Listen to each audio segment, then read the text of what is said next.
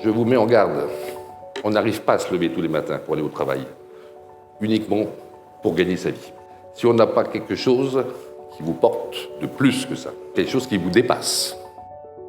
Au moment de faire ce choix de mon année de césure, il y avait cette petite voix en moi qui me disait « Attends, tu sais ce que tu veux faire? Tu sais ce qui a du sens pour toi ?» J'en avais aucune idée.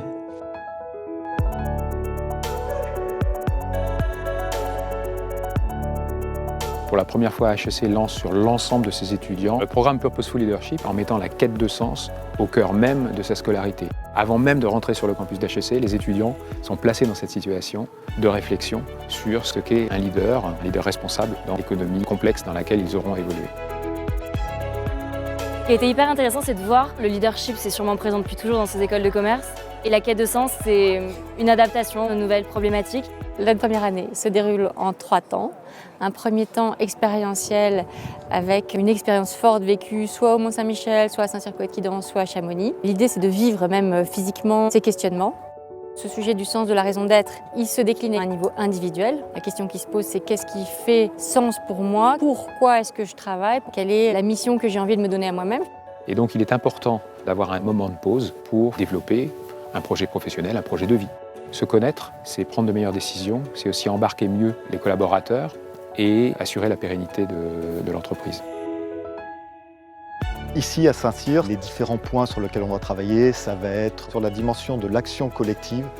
On va leur proposer de découvrir quels sont les différents ressorts du commandement, comment un chef peut susciter l'adhésion, sur quoi il peut agir pour réussir à remplir une mission, et enfin le fait que seul il ne peut pas y arriver et qu'il y a un paquet de choses qu'il va devoir déléguer pour pouvoir remplir la mission.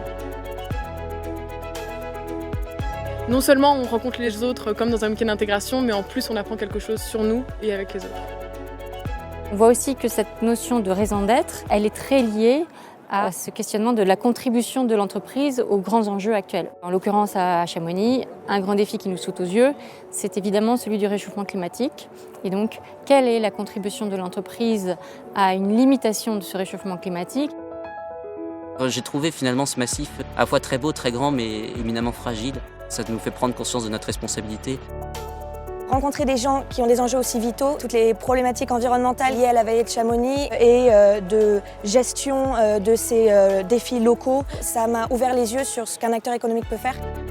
La deuxième phase, prendre du recul, a lieu sur le campus, en atelier. Les 3 zones se retrouvent, vont échanger sur leur propre expérience, donc croiser leurs regards et écouter des grands témoins qui se sont posés les questions du sens dans leur leadership à l'intérieur même de leur structure.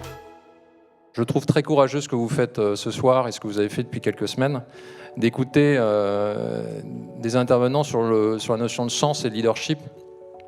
Parce qu'à 20 ans, franchement, on est un peu déconcerté par ces mots-là. Ils vont devoir rédiger un mémoire de recherche. On va partir de la pratique. Ils vont pouvoir aller rencontrer des dirigeants d'entreprise, aller faire des phases d'observation, d'enquête, de sondage, ce qui leur permettra de se construire eux-mêmes leur propre leadership.